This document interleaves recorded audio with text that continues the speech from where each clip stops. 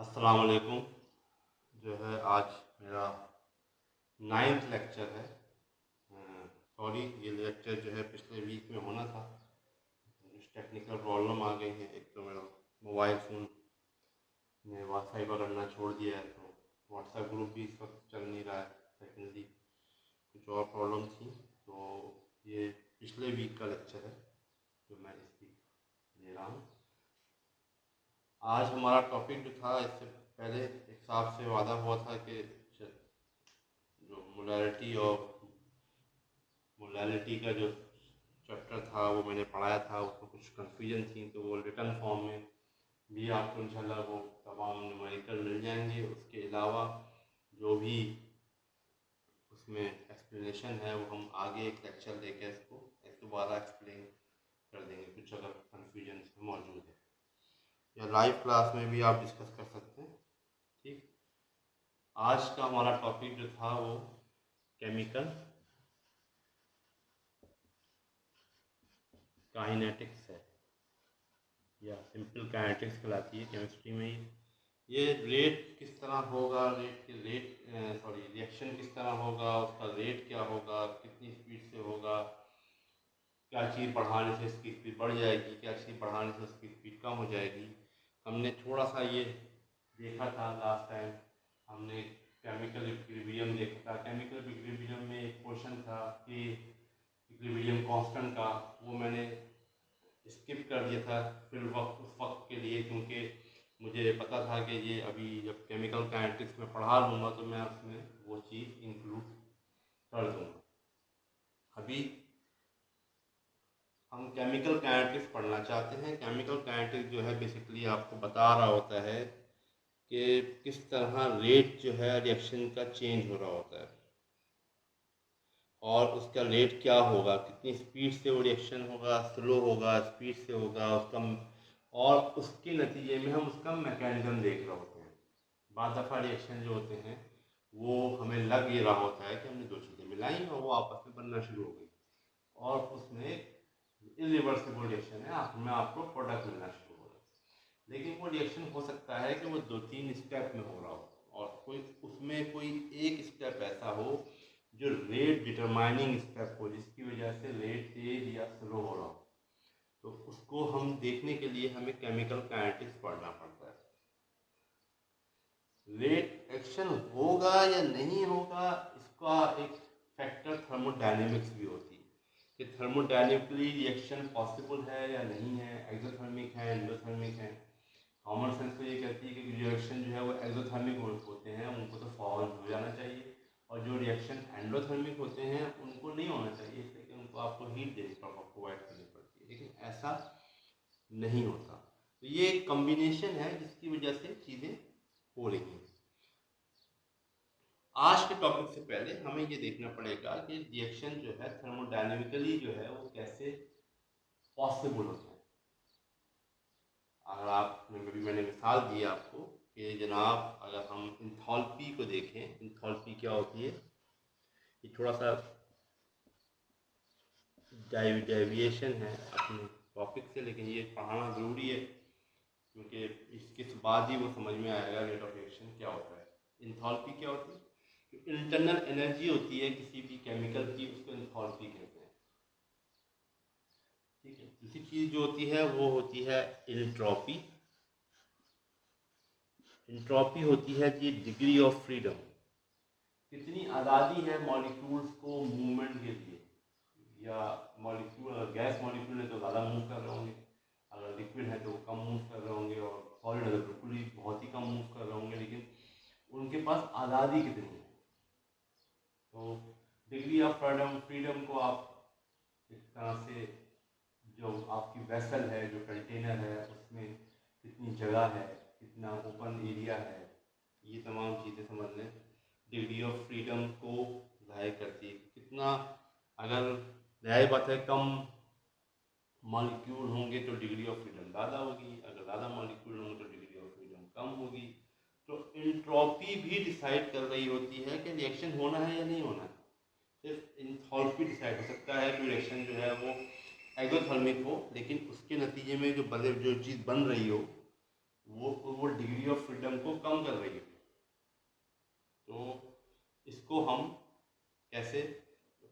देखना पड़ेगा कि किसका इन्फ्लुएंस ज़्यादा है। डिग्री ऑफ फ्रीडम जो है वो बेसिकली उसको एस से जाहिर करते हैं और इंथैल्पी को एस से जाहिर करते हैं। ठीक है, अब ये जो असल में जो टॉपिक है वो थर्मोडायनेमिक का, वो ये कह रहा है कि चेंज इन एंट्रोपी और चेंज इन एंथैल्पी जो है, यानी डेल्टा एच और डेल्टा एस डिसाइड कर रहे हैं कि रिएक्शन होगा या नहीं होगा। ठीक है, डेल्टा एच जो है वो चेंज इन एंट्रोपी है, यानी प्रोडक्ट की एंट्रोपी, और माइनस रिएक्टेंट की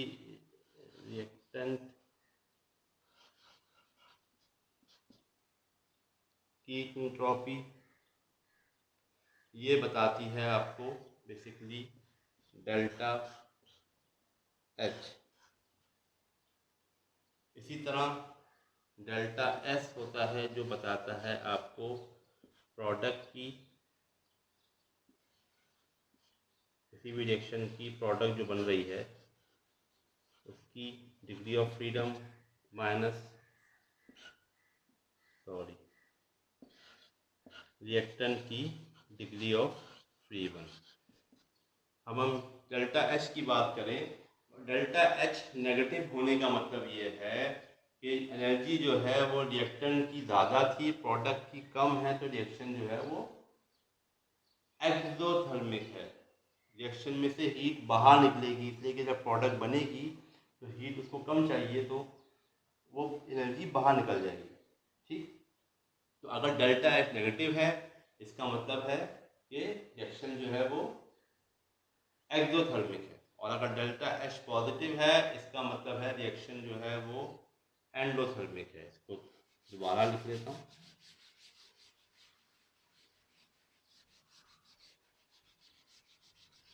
तो डेल्टा एच अगर नेगेटिव है तो इसका मतलब है रिएक्शन जो है वो एक्सोथर्मिक है, और डेल्टा एच अगर पॉजिटिव है तो रिएक्शन जो है वो एंडोथर्मिक है। ये कंफ्यूजन हो सकता है, इसलिए एक्स इसका बना दूँ ताकि आपको नजर आए। ठीक है, तो ये आपको बेसिकली पता चल रहा है कि रिएक्शन जो है वो होगा या नहीं होगा, ये तो अभी पता चलेगा। लेकिन ये रिएक्शन एक्सोथर्मिक रिएक्शन जो है वो रिएक्शन होते हैं जिसमें रिएक्टेंट की इंथैल्पी जो है वो प्रोडक्ट की इंथैल्पी से ज़्यादा होती है। तो प्रोडक्ट बनने के नतीजे में क्या होता है, डेल्टा एच जो है वो नेगेटिव हो जाती है। और एंडोथर्मिक रिएक्शन वो होते हैं जिसमें रिएक्टेंट की इंथैल्पी प्रोडक्ट की इंथैल्पी रिएक्टेंट की इंथैल्पी से ज़्यादा होती है। वहाँ पर आपको रिएक्शन जो है उसमें हीट देनी पड़ती है, इसको एंडोथर्मिक रिएक्शन कहते हैं। ये थर्मोडायनेमिकली पता है।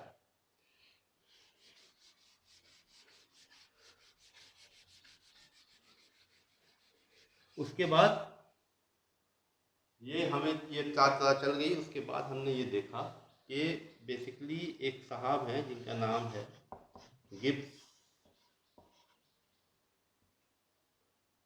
उन्होंने एक इक्वेशन पेश की जिसको गिब्स फ्री एनर्जी,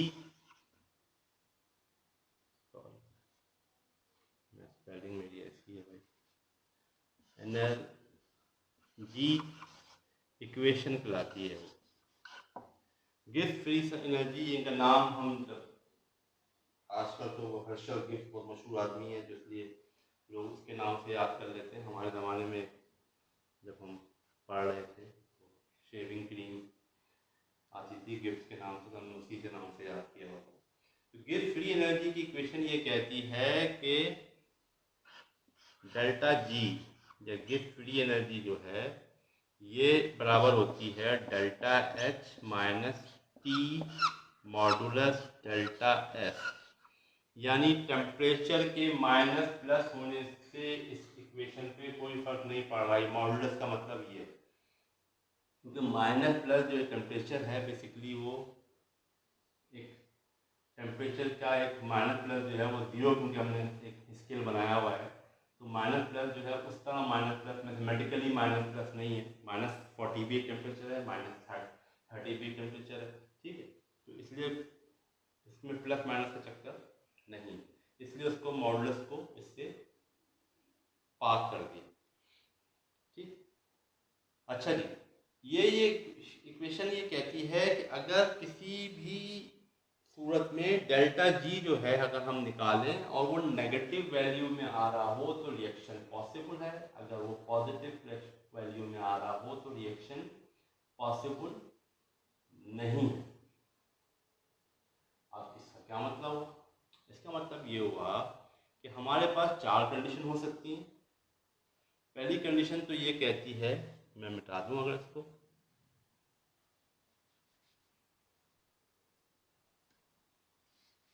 पहली कंडीशन ये कहती है कि अगर आप जो है वो हो सकता है कि डेल्टा एच की वैल्यू जो है, यानी रिएक्शन जो है वो एंडोथर्मिक हो, या एक्सोथर्मिक कर लें तो मसला नहीं।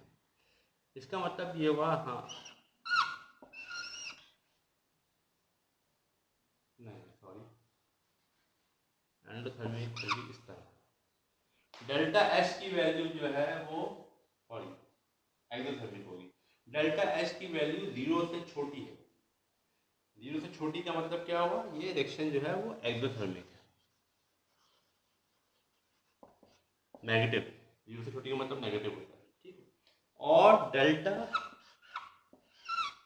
एस जो है, अब 2 सूरतें हो सकती हैं, या तो वो पॉजिटिव हो या वो नेगेटिव। अगर डेल्टा एच नेगेटिव है और डेल्टा एस पॉजिटिव है तो आप उस गिब्स एनर्जी में दोनों की वैल्यू को रखेंगे तो जवाब नेगेटिव ही आएगा। गिब्स एनर्जी क्या था, दोबारा लिख देता हूँ, नीचे लिख के छोड़ दूंगा, delta H minus T delta S. तो मैथमेटिकली करके देख लें आप, अगर आप इसकी वैल्यू नेगेटिव होगी और ये पॉजिटिव होगी, लेकिन इस नेगेटिव की वजह से ये नेगेटिव हो जाएगी, और इस वजह से जब इनको जमा करेंगे तो जवाब नेगेटिव ही आएगा। नेगेटिव और नेगेटिव को ऐड करते हैं तो जवाब नेगेटिव ही आता है। अच्छा जी, उसके बाद तो ये तो हुआ। इसका मतलब क्या हुआ, इसका मतलब ये हुआ कि अगर डेल्टा एच जो है वो नेगेटिव है और डेल्टा एस पॉजिटिव है, इसका मतलब है कि reaction is possible on all T, तमाम टेम्परेचर पे रिएक्शन पॉसिबल हो है। आप उसको ठंडे में करें, गर्म में करें, उसको कोई फर्क ही नहीं पड़ रहा, वो टेम्परेचर हर रिएक्शन जो है हर टेम्परेचर पे पॉसिबल है। तो इसको हम लिखेंगे किस तरह, हम लिखेंगे कि if delta H is negative and delta S is positive, reaction is possible on all T, तमाम टेम्परेचर पे रिएक्शन पॉसिबल है, ठीक है। सेकंड कंडीशन ये हो सकती है कि ये भी नेगेटिव हो। अब क्या हो, अब ये जो है नेगेटिव है तो ये भी नेगेटिव हो गया, और इसका मतलब ये हुआ कि ये नेगेटिव हुआ तो ये पॉजिटिव हो गया और ये नेगेटिव हो गया। अब रिएक्शन सिर्फ उसी सूरत में पॉसिबल है जब डेल्टा एच जो है वो बड़ा हो टी डेल्टा एस से, यानी ये फिगर बड़ी हो तभी पॉसिबल है रिएक्शन, वरना पॉसिबल नहीं। ठीक है, बात समझ में आ रही है? अच्छा जी, उसके बाद एक और कंडीशन जो हो सकती है, तो रिएक्शन, इसको लिखेंगे पहले, reaction is possible on temperature where delta H is greater than T delta S, T modulus delta S. ठीक है, उसके बाद ये रिएक्शन जो है वो एंडोथर्मिक भी हो सकता है।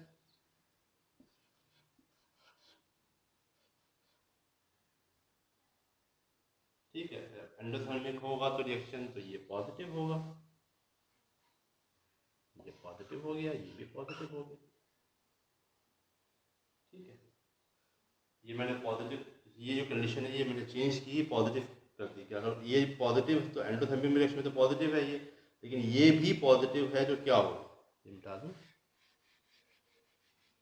अब क्या होगा जनाब, ये पॉजिटिव है और ये भी पॉजिटिव है।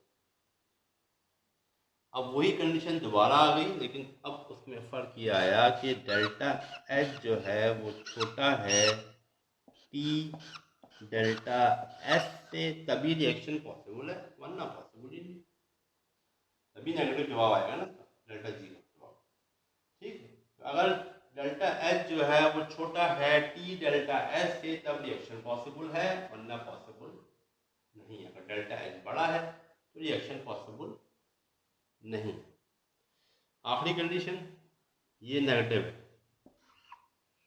इस सूरत में reaction is impossible on all T है, इसलिए कि ये नेगेटिव है, ये नेगेटिव नेगेटिव पॉजिटिव हो जाएंगे, ये ऑलरेडी पॉजिटिव है, जवाब पॉजिटिव है। रिएक्शन पॉसिबल नहीं है किसी भी टेम्परेचर के ऊपर। ये एक छोटी सी बात थी थर्मोडायनेमिक्स की, जो कि आपको याद रखनी है। ये छोटा सा सवाल आ सकता है इम्तिहान में कि आप बताएं कि किस किस कंडीशन में जो है थर्मोडायनेमिकली रिएक्शन पॉसिबल है और किस कंडीशन में थर्मोडायनेमिकली रिएक्शन पॉसिबल नहीं है।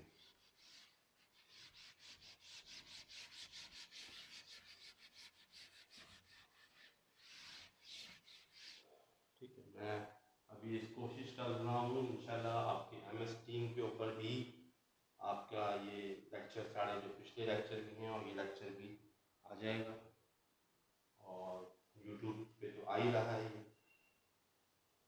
ठीक, तो इसलिए इसको आपके लिए आसानी हो जाएगी। ठीक, अभी हम जो बात हम पहले कर रहे थे, हम केमिकल काइनेटिक्स की बात कर रहे थे। हम कह रहे थे कि केमिकल काइनेटिक्स में जो है वो रिएक्शन जो है वो पॉसिबल होता है उस वक्त जब आपको जो है वो रिएक्शन उस वक्त पॉसिबल होता है जब आपको सॉरी आप रिएक्शन ये पॉसिबल थर्मोडायनेमिकली में देख लिया आपने। अब आप ये देखेंगे कि रिएक्शन का रेट क्या है, तेज़ कहाँ है, स्लो क्या है, कौन से फैक्टर जो हैं उसको अफेक्ट कर रहे हैं, कौन से फैक्टर उसको अफेक्ट नहीं कर रहे।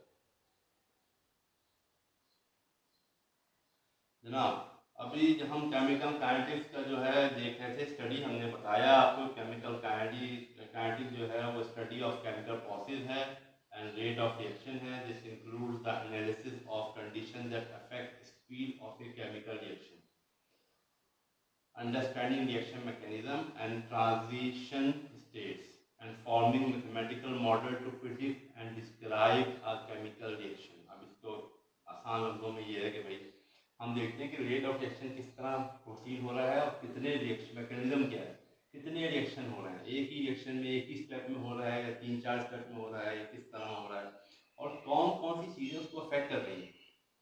रेट ऑफ रिएक्शन बढ़ाया कैसे जा सकता है, कम कैसे हो सकता है, टेम्परेचर देख रहे हैं, प्रेशर देख रहे हैं। सबसे पहला जो लॉ है, इसको इसको जो है लॉ ऑफ मास एक्शन कहलाता है, या इसको रेट लॉ भी कहते हैं। ठीक है, इसका रेट लॉ जो है वो लॉ करता है, सिंपल सी बात वो कहता है कि भाई जो रिएक्टेंट हैं वो बेसिकली उनकी अमाउंट जो है वो आपको बता रही है। The law of mass action state the speed of a reaction is proportional to the amount of reactant, कितना रिएक्टेंट मौजूद है, किस कंसंट्रेशन में मौजूद है, उस वो बता रहा होता है। कितना, जितना आपकी कंसंट्रेशन ज़्यादा होगी या किस प्रोपोर्शन में वो मौजूद है, उससे पता चल रहा होगा कि रेट ऑफ स्पीड जो है वो रेट ऑफ रिएक्शन जो है रेट बेसिकली एक स्पीड की एक क्वांटिटी समझते हैं आप। रेट होता है कि कोई भी चीज़ पर यूनिट टाइम, कोई भी मशीन काम कर रही है तो उसका रेट क्या है कि 1 सेकंड में या 1 मिनट में या 1 घंटे में या 1 दिन में वो कितना काम करती है। ये तमाम यूनिट ऑफ टाइम है। तो एनीथिंग अपॉन टाइम जो है वो बेसिकली रेट लॉ ये कहता है कि जनाब the law of mass action है जो कि रेट लॉ भी कहलाता है। इसको स्टेट कहता करता है कि स्पीड ऑफ रिएक्शन जो है proportional to the amount of reaction. उसके अलावा कंसंट्रेशन ऑफ रिएक्शन तो इफेक्ट कर ही रही है, ठीक है। सरफेस एरिया कर रहा होता है, टेम्परेचर कर रहा होता है, कैटलिस्ट कर रहा होता है, प्रेशर कर रहा होता है, और लाइट भी कर रही होती है बात सूरतों में, एनर्जिकल फॉर्म की है, ठीक है। और उसके अलावा उसकी फिजिकल स्टेट क्या है, सॉलिड है, मेटल है, गैस है, लिक्विड है, ये भी बता रही होती है कि वो भी गवर्न कर रही होती है तमाम चीज़ों को, ठीक है। इसी तरह से हमने फिर एक्सपेरिमेंट डाटा को लेके रेट कांस्टेंट को डिटरमाइन किया। रेट कांस्टेंट जो है वो बेसिकली बता रहा होता है कि जो प्रोपोर्शनलिटी का जो फैक्टर है उसको ख़त्म करने के लिए हमने ये देखा कि रिएक्शन का जो है रेट कांस्टेंट क्या होता है, ठीक। प्रोपोर्शनलिटी का जो फैक्टर होता है, आप प्रोपोर्शन को ख़त्म करने के लिए कांस्टेंट लगाते हैं इक्वल टू कांस्टेंट। तो उसको लाने के लिए आपने कहा कि जो रिएक्टेंट की अमाउंट है, कोई रिएक्टेंट ए प्लस बी मिलके सी बना रहा है, तो जो हमने कहा कि रेट जो है वो प्रोपोर्शनल है ए और बी की कंसंट्रेशन, ठीक। इसको अलग करने के लिए आपने के लगाया, के जो है वो रेट कांस्टेंट हुआ, तो ये आपके पास रेट का फार्मूला आ गया।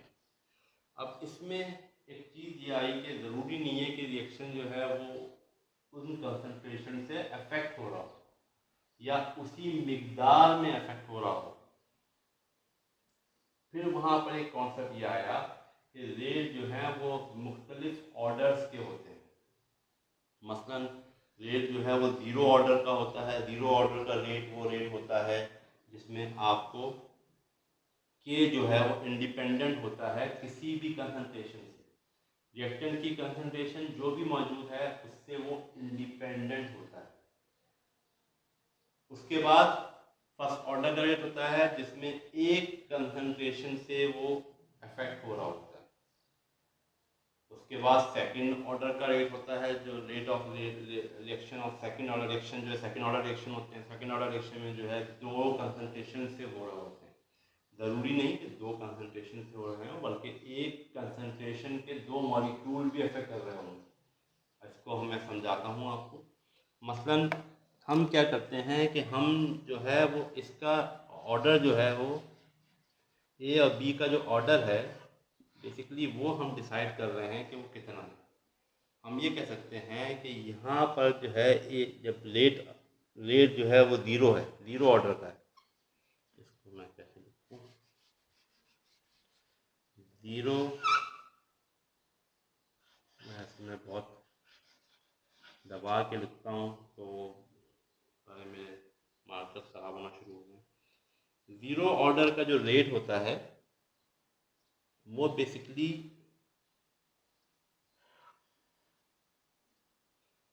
ज़ीरो ऑर्डर का रेट जो होता है वो बेसिकली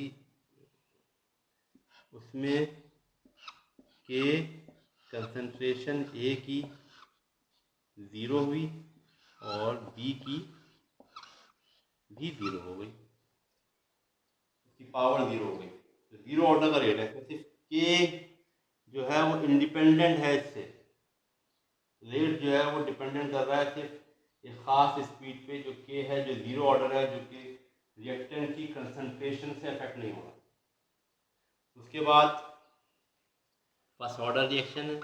फर्स्ट ऑर्डर रिएक्शन में एक एग्जाम्पल है कि ये तो कंसंट्रेशन तो अफेक्ट कर रही है लेकिन इसकी कंसंट्रेशन अफेक्ट नहीं कर रही है, या हो सकता है एक ही चीज़ बन रही हो सकता है ए जो है वो ब्रेक होके बी और सी बना रहा हो, तो इसलिए ए की कंसंट्रेशन ही मौजूद थी खाली, बी तो आई थी नहीं, तो ये रिएक्शन ऑफ फर्स्ट ऑर्डर हो गया। सेकंड ऑर्डर में हो सकता है कि दोनों कर रहा हूँ,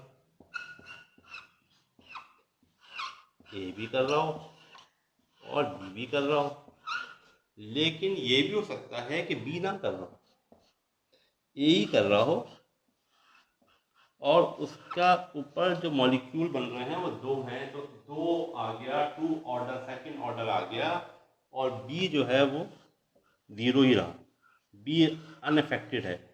अब आप कहीं पर ऑक्सीजन की मौजूदगी है, एक्सेस में ऑक्सीजन मौजूद है, तो वो तो रेट डिफाइन नहीं कर रहा। ऑक्सीजन इतनी मौजूद तेजी मौजूद है, इतनी मिकदार में मौजूद है कि अबेंडन है, तो उससे कोई फर्क नहीं पड़ रहा।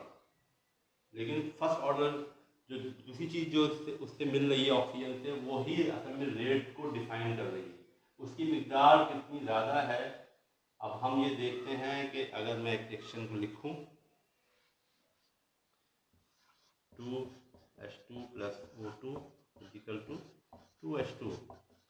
अब इसमें क्या हो रहा है कि ये सेकेंड ऑर्डर रिएक्शन है, लेकिन इन दोनों की वजह से नहीं हो रहा, बल्कि हाइड्रोजन जो है वो दो चाहिए। आप हाइड्रोजन कहीं पर एक प्रोवाइड कर रहे हैं, अब उसमें और इशू भी आते हैं कि आप हाइड्रोजन प्रोवाइड कर रहे हैं तो उसमें स्पार्क हो रहा है नहीं हो रहा है, वो हम बाद में देखते हैं। लेकिन मैं एक एग्जाम्पल के तौर पे कह रहा हूँ कि अगर यहाँ दो हाइड्रोजन के मॉलिक्यूल हैं तो ये कंसनट्रेशन पे पावर आ जाएगी 2, तो ये सेकेंड ऑर्डर रिएक्शन हुआ, लेकिन ये ऑक्सीजन की वजह से नहीं हुआ, बल्कि ये हाइड्रोजन के दो मॉलिक्यूल की वजह से हुआ।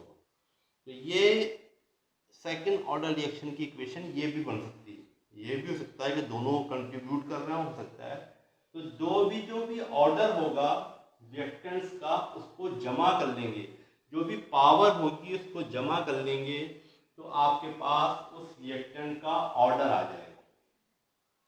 अब ये भी सवाल बड़ा इम्पोर्टेंट है, ये भी बात बड़ी इम्पोर्टेंट है कि ज़रूरी नहीं है कि जो बैलेंस इक्वेशन बन रही हो उसमें जो शुरू में जो चीज़ लिखी हुई है उस कंपोनेंट के जितने मॉलिक्यूल लिखे हुए हैं वही उसका इफेक्ट हो, यानी इसका उसका स्क्वायर आ रहा हो या इसका क्यूब आ रहा हो।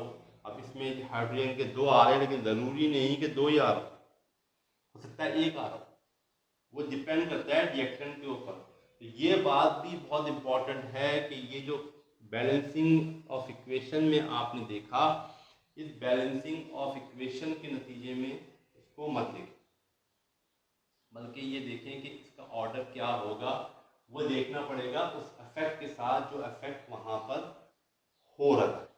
ठीक है, एक काफ़ी दिन पहले शेयर कर दिया था मैंने ये एक डॉक्यूमेंट मौजूद है, इसमें ये बात मौजूद है, लिखी हुई है, इसको ज़रा देख लीजिएगा। ये डॉक्यूमेंट दो हिस्सों में है, अभी हमें चीज़ें और पढ़नी हैं इसमें, अभी चैप्टर टॉपिक कंप्लीट नहीं हुआ है, तो लेकिन जो है दो हिस्सों में, पहले 3 पेज पे, मेरे ख्याल में 2 या 3 पेज पे जो है वो एक ब्रीफ एक इंट्रोडक्शन है, उसके बाद थोड़ा डिटेल में उन लोगों के लिए है जो ज़्यादा इसके बारे में पढ़ना चाह रहे हैं। ठीक, लेकिन कोशिश हमें ये करनी है कि हमें आइडेंटिफाई करना सीखना पड़ेगा कि कौन से ऑर्डर का रिएक्शन है और क्या क्या चीज़ें उसके रेट को अफेक्ट कर रही हैं। अभी हमने इसको आगे भी देखना है, नेक्स्ट लेक्चर में इसको आगे देखेंगे, और मेरी कोशिश ये होती है कि थोड़ा कंसाइज पढ़ाता चला जाऊँ आप लोगों को। ठीक है, अभी मेरे पास जो इशू आया हुआ है, ये मेरे लास्ट वीक के लेक्चर जो हैं जो बाकी हैं, जो अगले इस वीक की भी बाकी हैं, तो इंशाल्लाह ये लेक्चर कंप्लीट करने के बाद हमारी मंडे को तो जो ऑफिशियल लाइव क्लास होती है वो live class question answer session होता रहेगा। अभी क्योंकि लॉकडाउन की सूरत हाल थोड़ी और गंभीर होती जा रही है, तो पता नहीं 31 तारीख तक ये खुलेगा या नहीं खुलेगा। अभी तक हमें ये भी पता नहीं कि आपके इम्तहान मिड टर्म होंगे नहीं होंगे, ज़्यादा प्रॉब्ली मिड टर्म नहीं होने के चांसेस हैं, और 31 तारीख को ये यूनिवर्सिटी खुलती भी मुझे नज़र नहीं आ रही। हम ऑनलाइन ही चलते रहेंगे। ये भी कहा जा रहा है कि रमज़ान के आखिरी अशरे में थोड़ा ऑफ कर दिया जाए आपको, क्योंकि क्लासेस ना हो वो ऑफ करेंगे, लेकिन उसके अलावा हम ऑनलाइन क्लासेस कराते रहेंगे। कोशिश पूरी है कि हम आपके 3 वीक पूरे करके जब आपकी यूनिवर्सिटी खुले, जब भी खुले, तो आपके एग्ज़ाम के लिए आप प्रिपेयर, ठीक है। ऑन ऑफ ऑनलाइन क्लासेस तो चल ही रही हैं, लेकिन अगर कोई और भी आप चाहते हैं कि उनकी तादाद ज़्यादा हो तो आप कमेंट डाल दीजिएगा। वो मैंने मालूम किया था गेस्ट का जो इशू चल रहा है कि गेस्ट हैं आप लोग उस ग्रुप में, तो वो क्योंकि आपका HEC पे प्रॉपर अकाउंट नहीं है तो आप लोग गेस्ट ही रहेंगे शायद। बहरहाल वो तस्वीर का इशू था, लेकिन मैंने तो पहले भी कहा था कि यार कैमरा ही थोड़ा खोल लो ताकि शक्ल तो नज़र आए, लेकिन शक्ल भी नज़र नहीं आ रही आप लोगों की। बहरहाल वो आपके ऊपर डिपेंड करता है, शक्ल ना भी नज़र आए तो क्या होगा, बातें तो कर रहे हैं। ठीक है जनाब, नेक्स्ट लेक्चर पे मिलते हैं। अल्लाह हाफ़िज़।